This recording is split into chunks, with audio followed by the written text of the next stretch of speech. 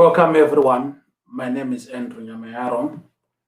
I'm a solicitor at Tanlo Solicitors, and I'm here again to present today on immigration questions and I'll hopefully provide answers to the questions that people have. So today is generally an immigration question and answer session. And next week it might be on a separate topic. But to get the ball rolling, I need to present a few points in terms of immigration. And if you guys have got any questions, you can type them up for me, and I will be able to respond to your questions as we go on.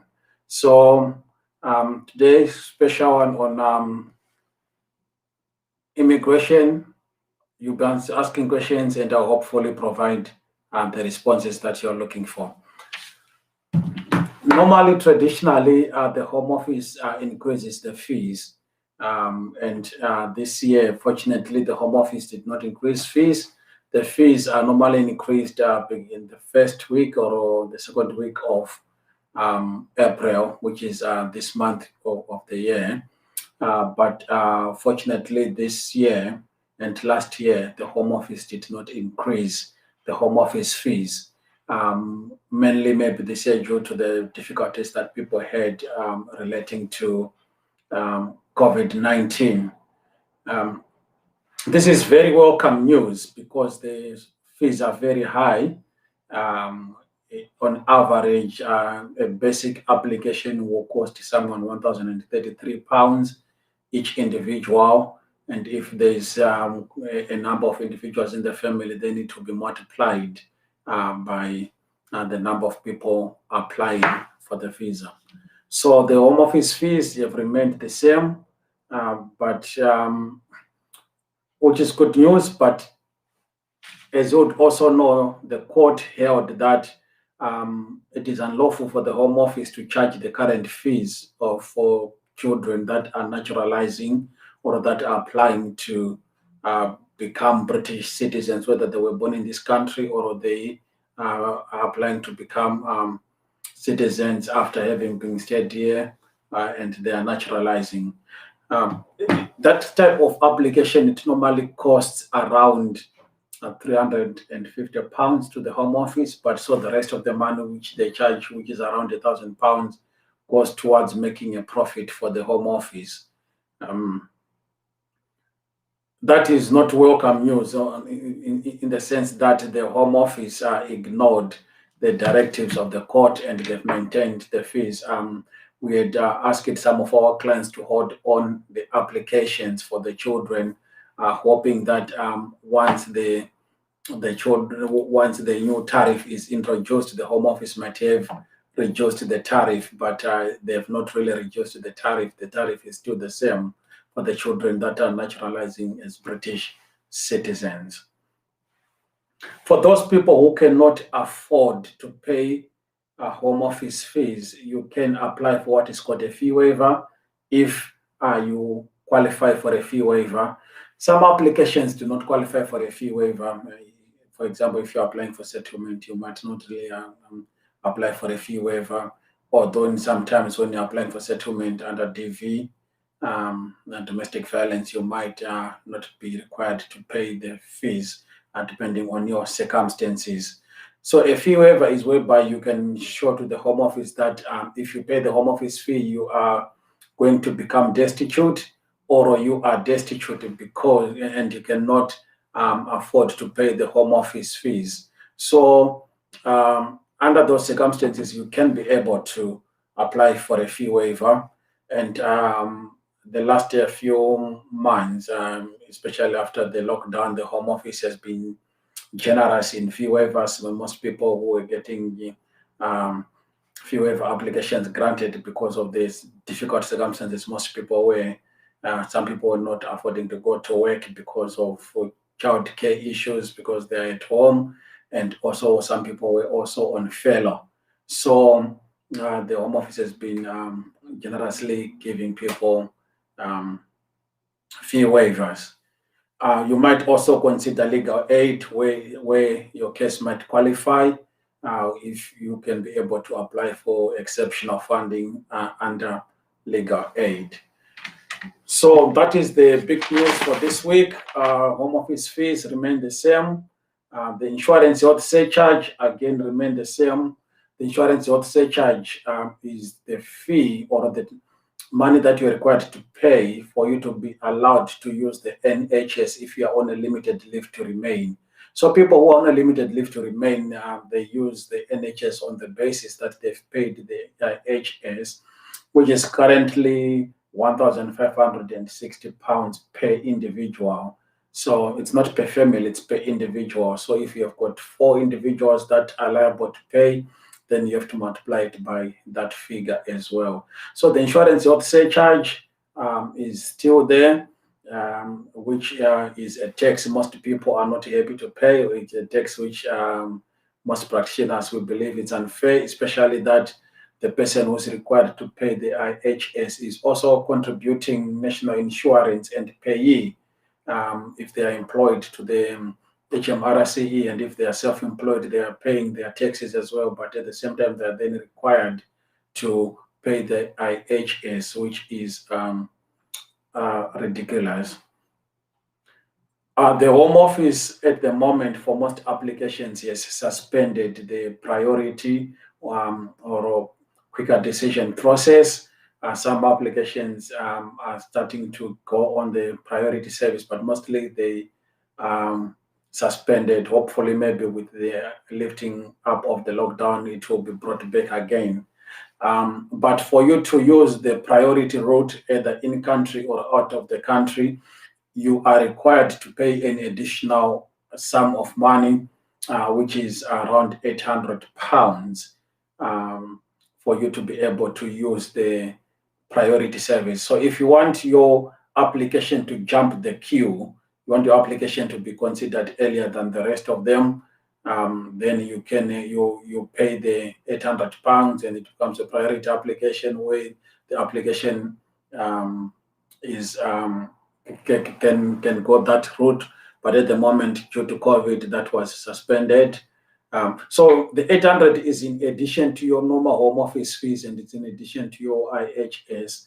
But some people don't mind paying the 800. They don't want to wait for the visa application to be considered. As you would know, most visa applications take around 6 months to be considered, and the Home Office has given itself around 6 months to consider an application without you necessarily asking them the status of the application. If you want to inquire about any delay about the application before it's 6 months, then the Home Office will just refer you to their policy. The other issues that I want to discuss with you today or to bring to your attention is that of late I've seen some decision makers in the Home Office challenging English test results that was previously submitted with some applications, particularly English test results that were submitted by people who were on a discretionary leave to remain, whereby the Home Office are saying that they are not on a mandate to validate or to scrutinize the English test because that visa type does not require English test at any stage before someone becomes starts to apply for naturalization. So I've had clients who had put in applications using the English test, which had previously been submitted as part of old applications, and the Home Office is trying to challenge them. I think the Home Office is wrong, but sometimes it's for you to consider the practicalities of it and the convenience of it. You can mount an argument with the Home Office that might take long for you to fight them as you continue to argue with them, or just take it in and pay the £150 to take a new test, and then your decision is made earlier than when you want to do the pre-action protocol and the judicial review, bouncing both forwards and backwards and things like that. So that's one thing that I've noticed that the Home Office is doing at the moment, which someone can be able to challenge if you have the resources and the time to do that. So they're challenging the English test,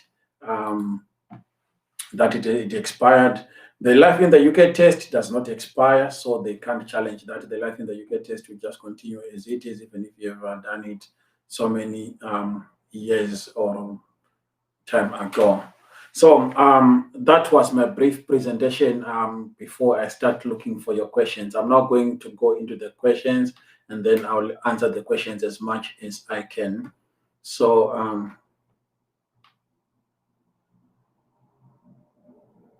how easy can I migrate from UK to UK from UAE when I am a resident with all the proper documentation?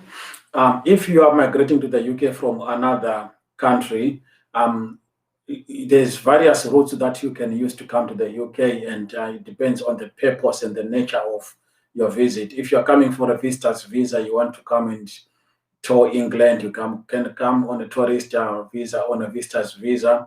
If you're coming to study, you can come as a student. If you have got your resources, you can come and invest in the UK. If you've got at least 50,000 pounds equivalent to invest in the UK, you can invest a startup business, or if you've got 2 million, you can do that. If you're coming to work, then you need to be offered a job by a tier 2 sponsor license.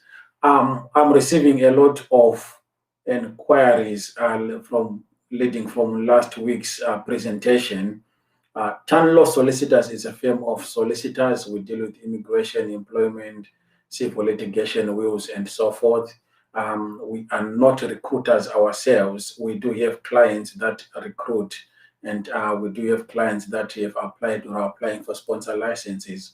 So for you to come from any country to the UK on the basis of work at the moment, the work that is interesting so many people is the support worker and the auxiliary nurses and the carers. If you are to come in that capacity, you need to have been offered a job by a company that has got a tier 2 license, and then we can assist you to make a visa application if you want us to do that.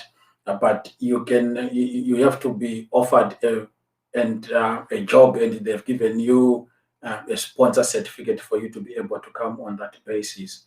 So coming to the UK will depend on your purpose of coming, your reason of coming, and that will determine whether you can come in or not. I hope I've answered your question. Did they increase the NHS fees? The National Insurance Health Surcharge has not increased this month. It increased last year, I think around October. So we are still on that tariff. It's 1,560 for each individual at the moment. And like I said, if you cannot afford, you can try to apply for a fee waiver. The Home Office will check your income, your bank statements, your pay slips. They will go on some credit scoring or credit checking agents, and they can find your credit status and things like that. And if you did not disclose all the bank accounts, they can pick it up, and then they can, or if they're satisfied that they can give you the fee waiver, then you get the fee waiver.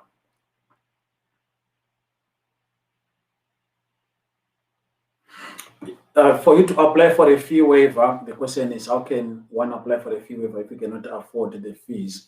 The application is done online. You go online, and if you just put in any search engine fee waiver application for the Home Office, or you can send me a WhatsApp message, and then I can give you the link. You apply for the fee waiver. These days, you can apply for the fee waiver within the period when your application is due to be extended. Within the 28 days, you can apply for the fee waiver, and then the Home Office will make a decision on the fee waiver. They will then generate a code which you then have to input in your main application if you are successful. If you are not successful, then you will need to pay the fees. You have to find other sources where you can get the money. So the application is done online.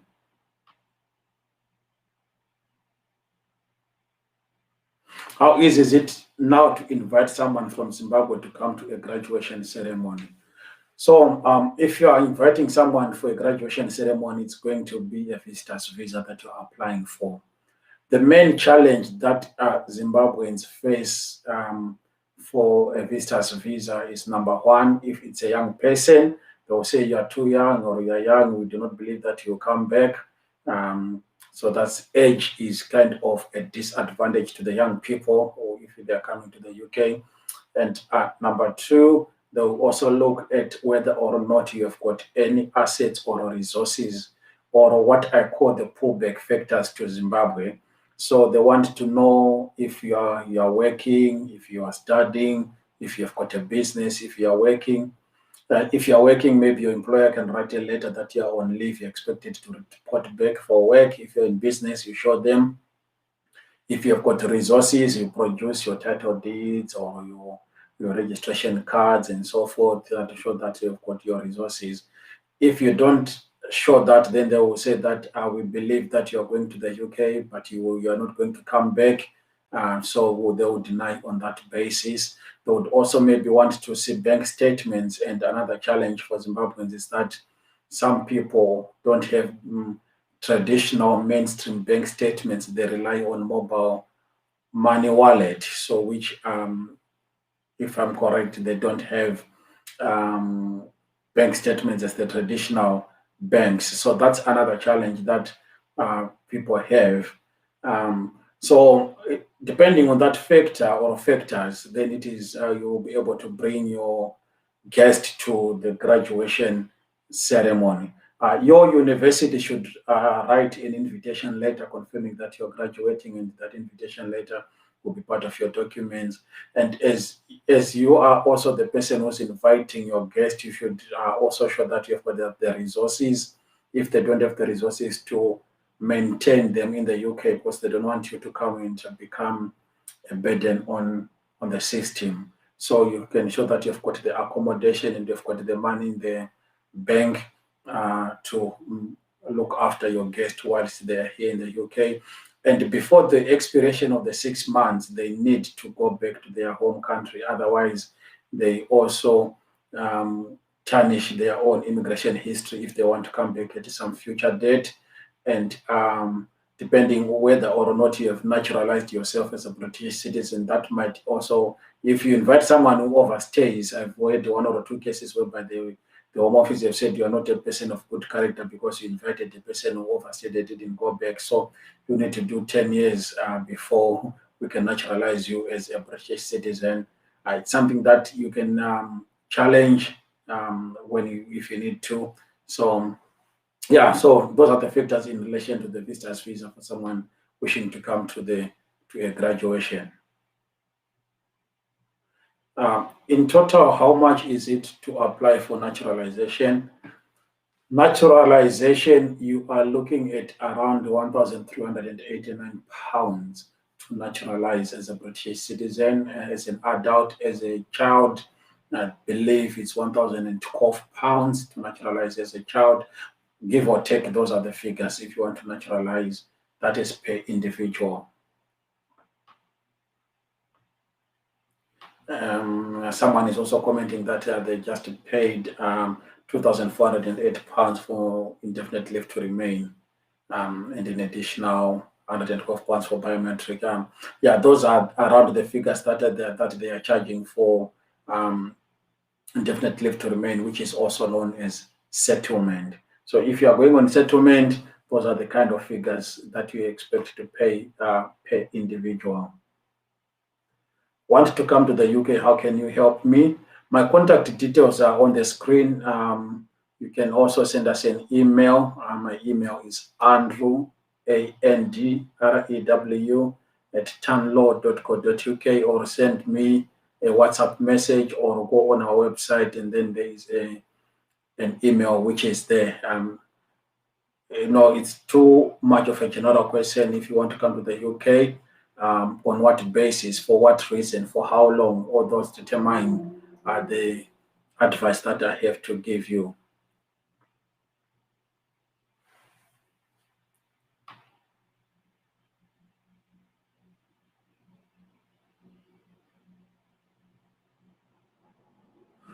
What if my passport is expired? Am I able to make an application?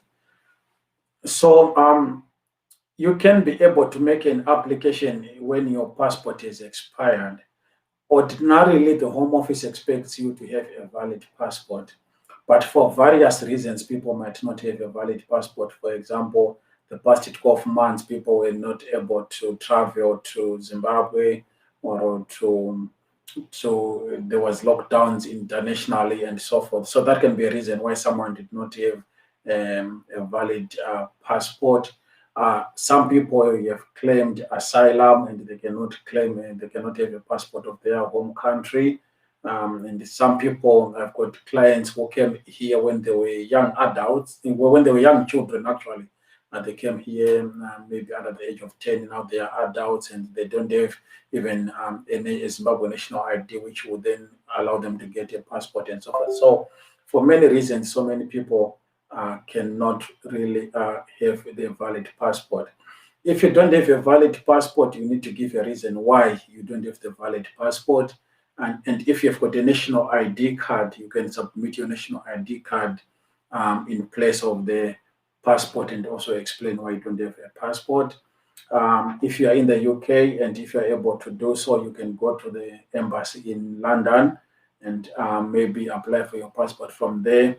I understand that it's you can either apply from the embassy and then they can send the documents to Zimbabwe for you to get your passport.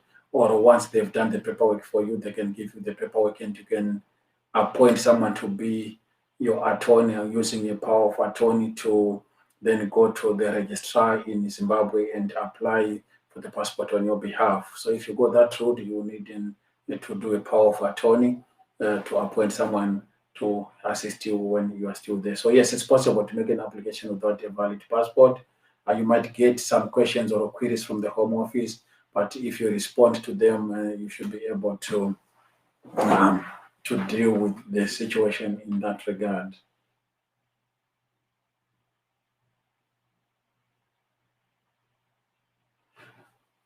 Someone tell us about inviting our relatives here to Zimbabwe, the procedure and the requirements. Again, it depends for the reason why you are inviting them. Is it for a visit, for a short visit, which is 6 months or below?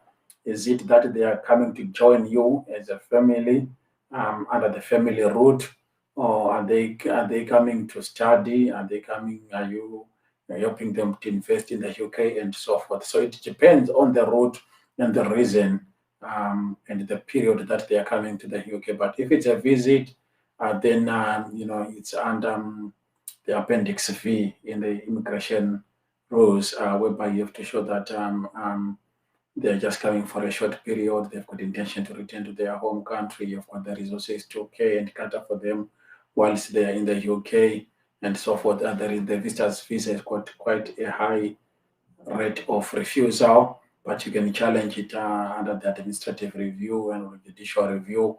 There's no right of appeal if they are refused in that sense.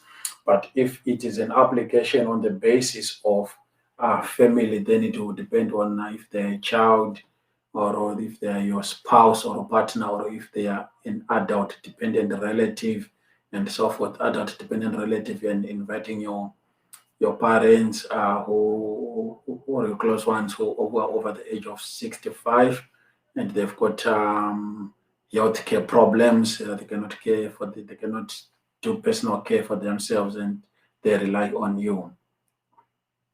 Yeah, so I've got a question. So the English test expires. Yes, the English test expires, and normally they've got a valid period of 2 years, unless if they've been validated through submission to the Home Office.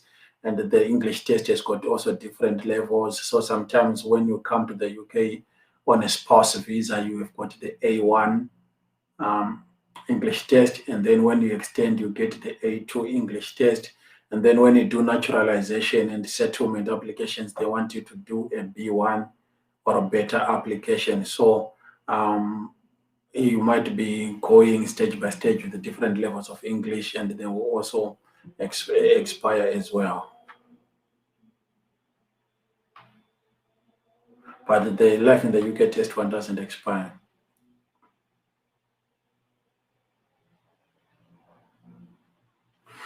Yes, can I get my certificate from the center where I took my test because I lost mine? If you contact them, they should be able to give you another certificate. I'm not so sure whether or not they will give you for free or they will charge you. But if you have got, I think it's the certificate number and the other details, you should be able to get um, a replacement certificate from the center or the institute that you did with to get your English test.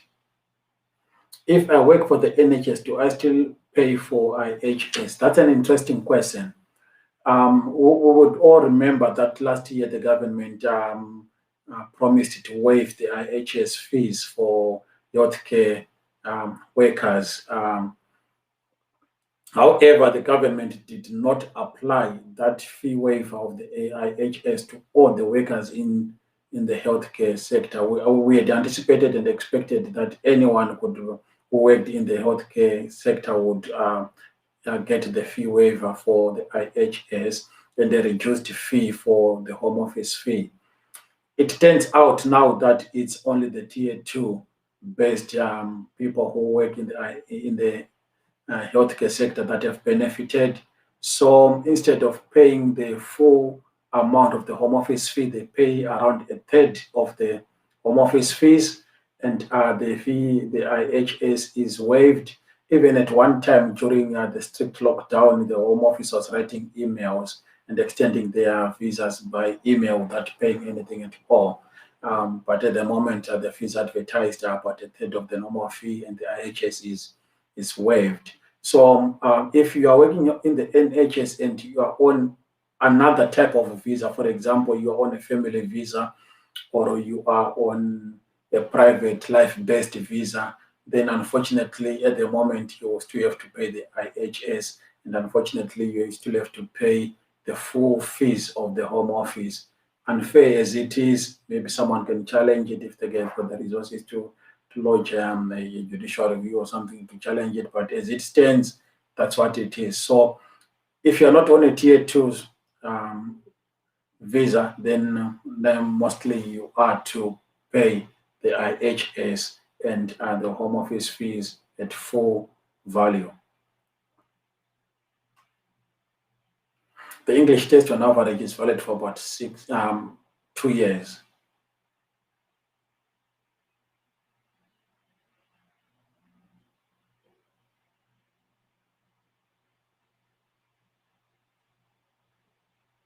Okay. The next question is in line with a lot of inquiries that I'm getting these days. I'm a legal guardian to my late brother's daughter. Can she join me in the UK? She is 16.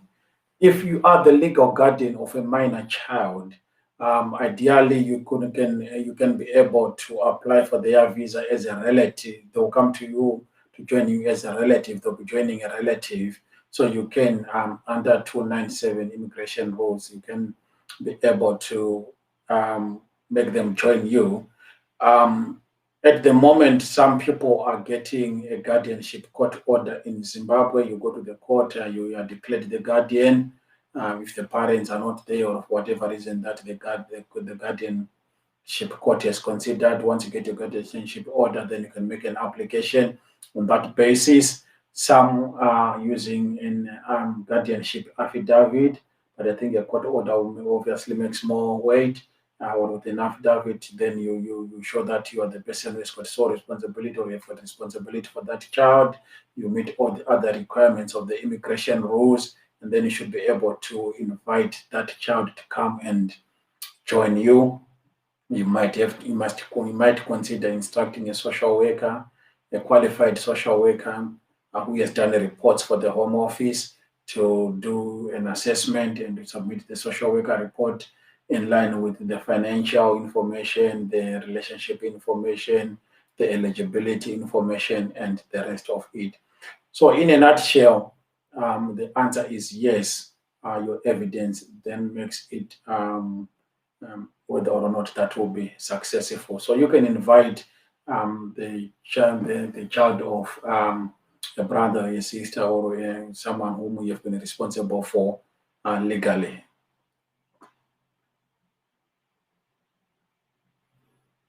If someone from Zimbo Life is watching, I've got someone who's looking for a contact of Zimbo Life in Zimbabwe.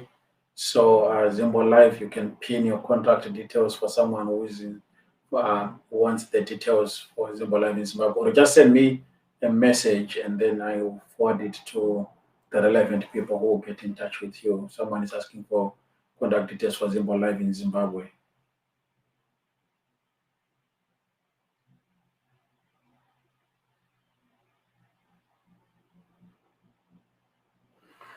Can a fee waiver be applied for more than once? Yes, you can apply for a fee waiver each time you are making a visa application if you cannot afford to pay the home office fee. So if after 2.5 years you cannot afford, you can apply for a fee waiver. After another 2.5 years, if you cannot afford, you apply for another fee waiver. And one thing that I would also maybe want to comment in relation to that is normally, if you get the visa under family life or under private life, the visa would normally state no recourse to public funds. What it means that you are not allowed to claim benefits. But people do have difficulties in life. If you get a visa which says no recourse to public funds and you cannot afford to live on your salary or your income, you can make an application to the Home Office for them to change no recourse to public funds to recourse to public funds so that you can access public funds, you can access benefits. That will be helpful if you are then you have a right to access public funds or benefits. You can then apply for housing from the council or housing associations.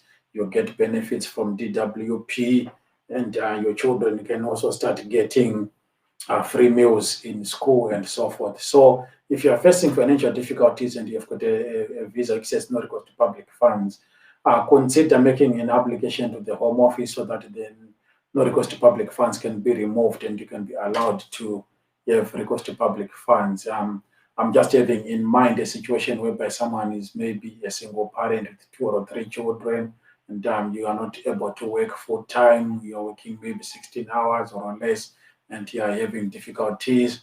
So you can apply for that condition to be changed.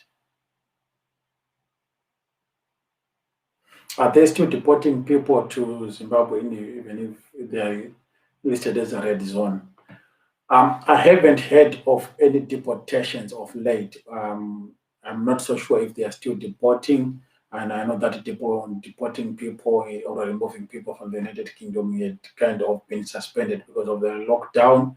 I'm not so sure if they've resumed removing people again, but if you do not have a pending application and if you do not have a visa or a leave to remain in the United Kingdom, I think now it's the time that you need to consider your next action because um, it looks like the lockdown is going to be lifted completely according to the plan that has been put by the government in the UK. So you might consider a fresh claim or further submissions, or if you've got new evidence that you have, so that you might not face the liability of being deported or removed from the United Kingdom.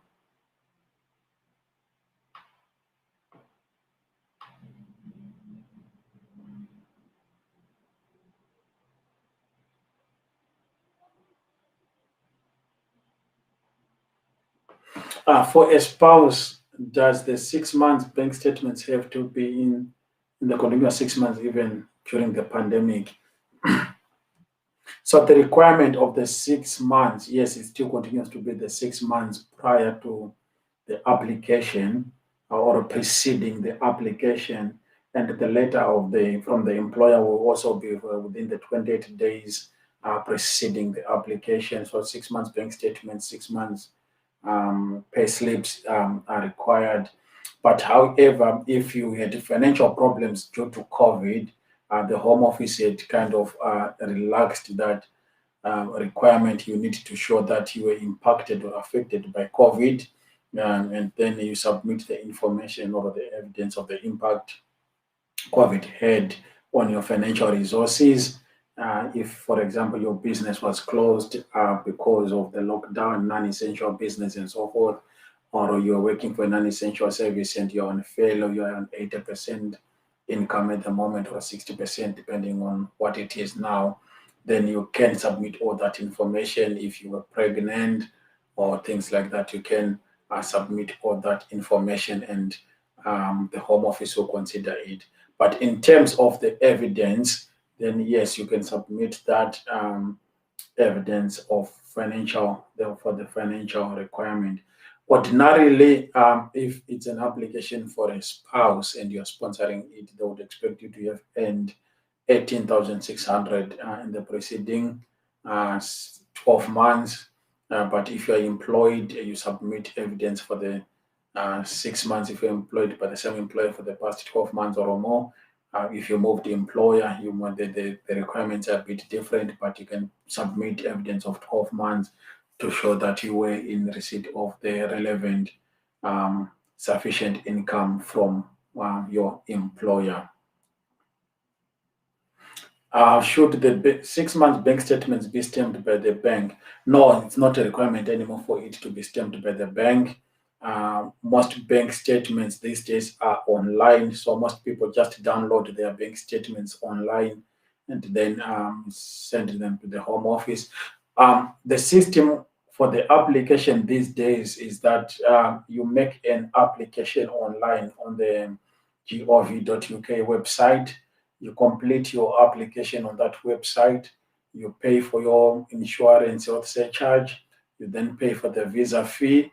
Once you've done that, you are then directed to, under most circumstances, although some applications don't do that, you are then directed to a website for UK VCAS, Sopra Steria, which is a partner of the Home Office, where you create an account there. You book your appointment to go to a visa submission center in person, but you also upload your documents on that portal. So you have to upload all the information on the portal before you go for your appointment. When you go for your appointment, you are taking your original documents as an insurance in case they've not been loaded properly on the portal.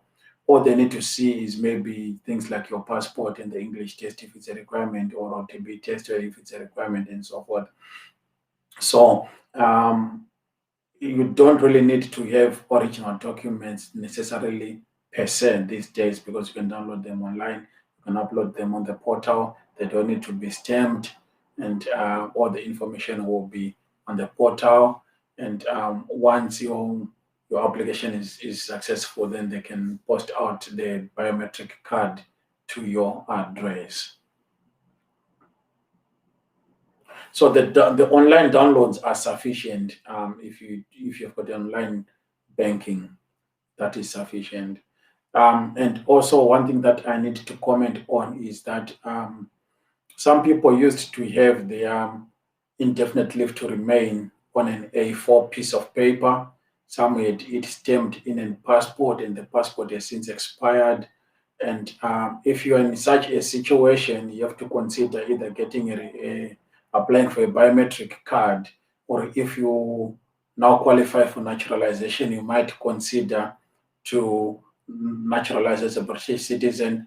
Most employers are refusing or are reluctant to accept the A4 papers. They are reluctant to accept a visa, which is in an old passport, which has got its corners cut by the registrar, and you've got two passports, one which is old and expired with the visa, and one which is current, which doesn't have a visa. Most of the employers are reluctant. And if you travel and when you are coming back, you show them that passport, the immigration officers are raising a concern with that, and they can ask you to make an application for a biometric card as soon as possible. So you need to consider before, because now with the lifting of the lockdown, hopefully people will start traveling up and about the country or the world.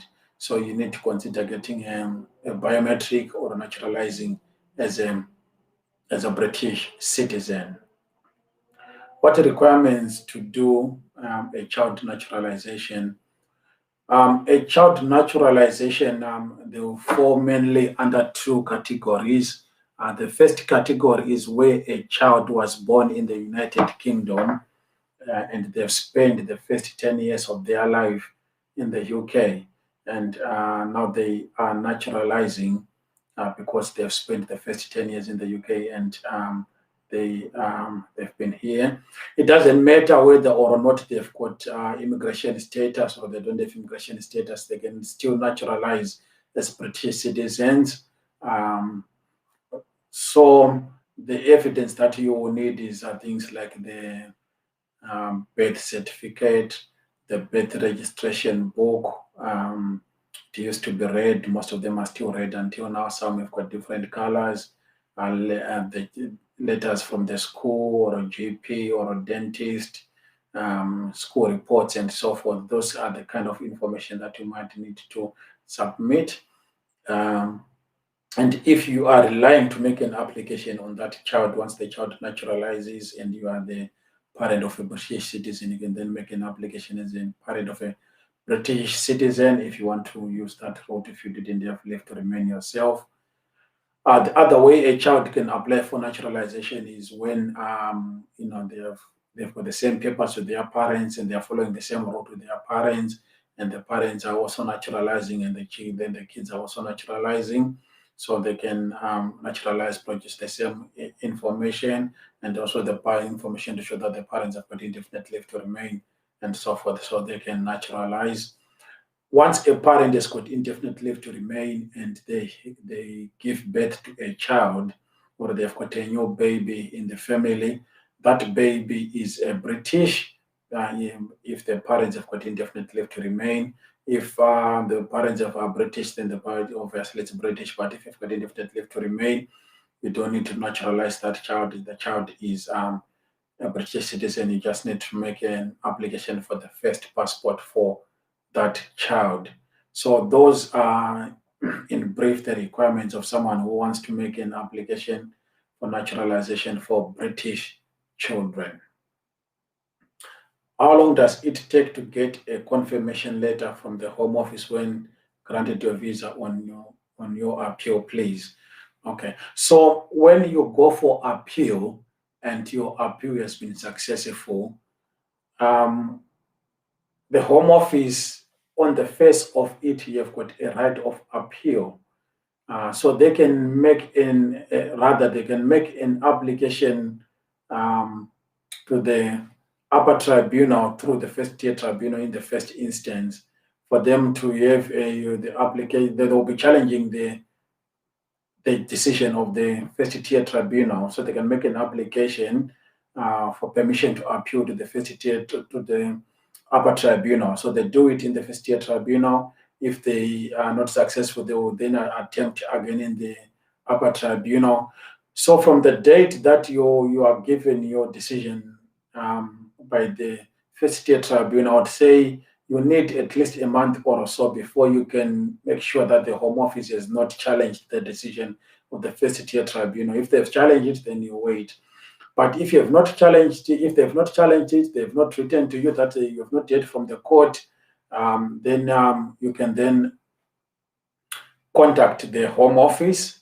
There's some emails some email address that is there, which you write an email to them, and then they can consider granting you, or they should have done it really, but they should then consider granting you the decision letter and ultimately the biometric card. So I would say maybe 2 months from the date you receive your decision. If anything, you have not received anything from the Home Office or from the court, then I would say contact the Home Office.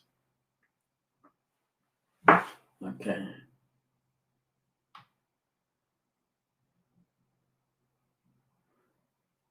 I'm just checking again if I missed any questions that I need to respond. Is there a fee waiver for naturalization of children? Unfortunately, there's no fee waiver for naturalization. You have to pay for the fees. The court said that it is unlawful for children to pay for naturalization fees at the current rate or current status. The Home Office has again put the same tariff of fees, so you still have to pay the fees as it is. Unfortunately, We were advising some of our clients to wait until April, hoping that by on this month, April, the Home Office would reduce or remove the fees for the children, but has not happened. So unfortunately, people still have to pay for the Home Office fees for naturalization of children.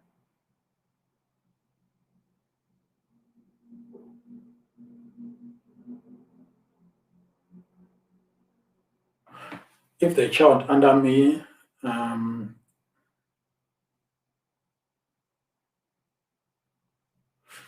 so if I understand the question well,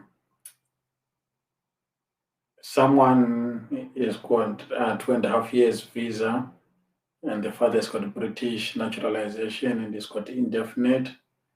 Um, I'm not so sure what this question is saying, but maybe someone got a visa of 2.5 years being a parent of a child who is got British nationality, and the father is also British. Um, Under those circumstances, then you will remain on the 10-year route. You do 2.5 years, 4 times, and then you then apply for indefinite at that stage. You cannot get indefinite straight away because the father who was in the word indefinite is now a British. You have to do your 10 years. There, you could be able to switch along the way if maybe you were not married and you are married and you're now going on a spouse visa.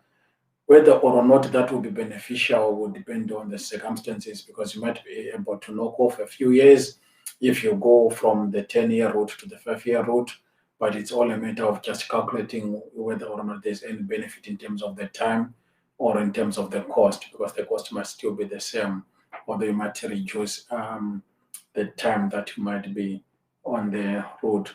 But if you are able to reduce the time and you go on definite leave to remain, some people have got ambitions to then go to university or to do other things, because once you are on indefinite leave to remain and you want to study, you can study on the local rate. But if you are on the 2.5 years without recourse to public funds, and then you are also studying on the international rate, which is more expensive. And if you're on the 2.5 years and you want to apply for student finance, you might face some problems from the student finance people asking you a lot of questions, and they will not be accepting. Although I think the guidance is that if you have done 3 years legal stay in the UK, you should be able to get student finance funding. Some universities or even the Student Finance England itself might cause problems in accepting you to get the finance. So those are maybe some of the challenges that people who are on a 2.5 years visa face. I got indefinite leave to remain. Is there any waiver for citizenship application? No, there's no waiver for citizenship application. You have to pay the fee, which is I think around 1,380 something pounds. For argument's sake, let's pin it at 1,400 pounds, and you do your English test and your life in the UK test if you have not done so. So there's no fee waiver for citizenship application. Thank you.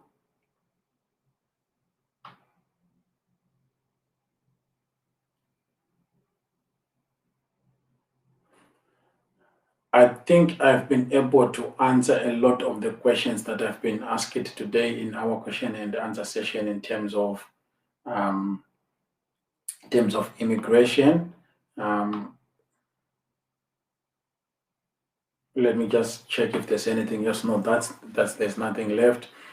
Maybe in my conclusion, one of the inquiries that I'm getting these days is in relation to wills or drafting of wills. The main question being that if I've got properties in the UK and in Zimbabwe or Australia or another jurisdiction, what can I do? Under the circumstances, if it's possible to have one will that might cover your property in all the multiple jurisdictions that you have, but it is advisable for you to have maybe multiple wills covering each jurisdiction, with each will referencing to the other will, so that because the laws in those jurisdictions are quite different, and how they execute the wills, how they interpret the wills, how they deal with the wills, and so forth. So, if you want to draft a will in the UK and you've got properties in Zimbabwe, we've got our partner firms our colleagues in Zimbabwe that can help. We can do the Zimbabwean, the UK wills here, and then we can link you up with our partners in Zimbabwe who can also help you to draft their will. And the other question linked to that is, can I leave my property to a trust rather than to individuals? And yes, you can leave a trust. You can do a trust will, whereby you leave your properties to the trustees for the benefit of the beneficiaries.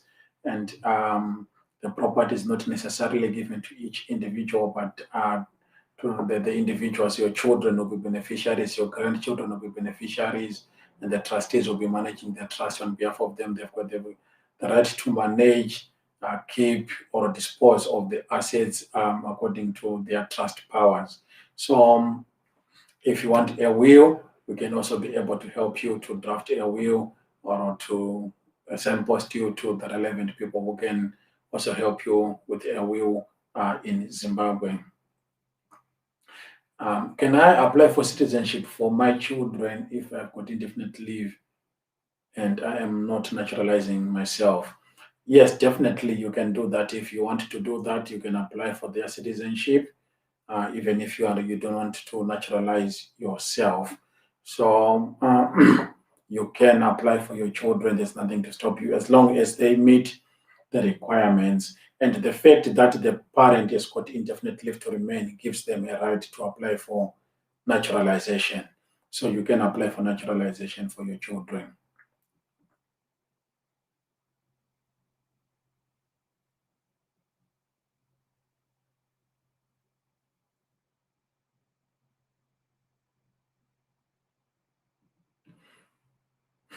Okay, my child got status with me, which is 2.5 years. Can the father apply for naturalization because he has got indefinite leave to remain? If the father has got indefinite leave to remain, yeah, on the face of it, well, obviously, I might need to take further instructions on this one. You can contact me on the contact details there. But on the face of it, where the parent has got indefinite leave to remain, then the child should be able to make an application for naturalization as a British citizen. So that on the face of it, yes, it's quite possible. And how much is a will, the fees for a will? A standard will, by standard, I mean a single will or a mirror will, or a trust will. Um, you are looking at around £250 for our fees to do a will.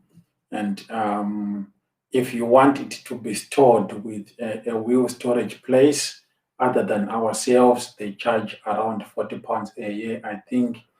And you might also register it with organizations such as the National Will Register, which is quite important because it will make it easy for people to find the will should maybe your solicitor's firm go bust or no one else has got a copy of the will. If it's on the National Register, then you can be able to locate the will through a search, which they do. They do charge, I think, around the same figure of £40, one off fee for you to register on their register, and then people can search for your will on there.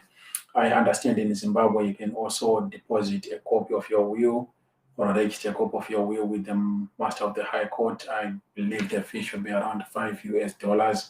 And you can keep your copies of your will with your solicitor or your accountant or your executors, so that at least there's more than one copy of the will in the event of the unfortunate happening.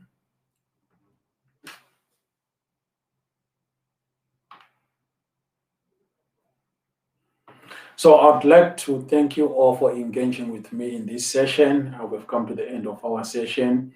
If you want any further details, you can contact me directly on that mobile number which is there. And our website is www.tanlaw.co.uk. Our email is on the website. If you've got any queries or any assistance that you want from Tanlaw solicitors, we can help you. Apart from immigration, we have got lawyers who do employment, civil litigation. If you're having problems, for example, with the garage where you take your car or with your neighbor and things like that, we can be able to assist you. Drafting of wills as well, we can be able to assist you as well in that regard.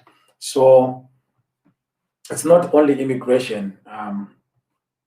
Come to us if we cannot help you. We've got partner firms that we can refer you to. Get people asking for things like personal injury, conveyancing, criminal law, and so forth, which we don't do ourselves, but we know people that do them, and we can help you in sending you to people who are reputable and reliable. I'll answer one question and then I'll finish off. It says that I've got an uncle, he's got indefinite leave to remain. He applied for naturalization with his 5 children in 2014. Everyone was granted, but he was refused. The Home Office said that he was okay. Right. If you have got a criminal conviction, depending on the length of the criminal conviction, if it's more than 4 years, you can, I think they will refuse you for about 15 years.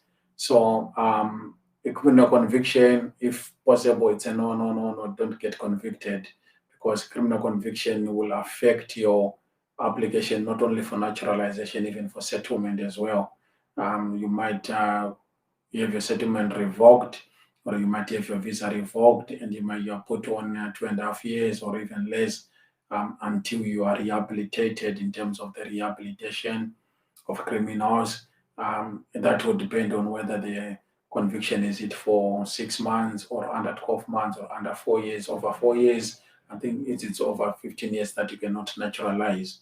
So yeah, that's a challenge, but still, if you contact me privately, we should be able to deal with the matter. So my mobile number is 00447421429338. 07421429338. Thank you so much. I'll meet you next week in our presentation of legal updates with Tanlaw Solicitor.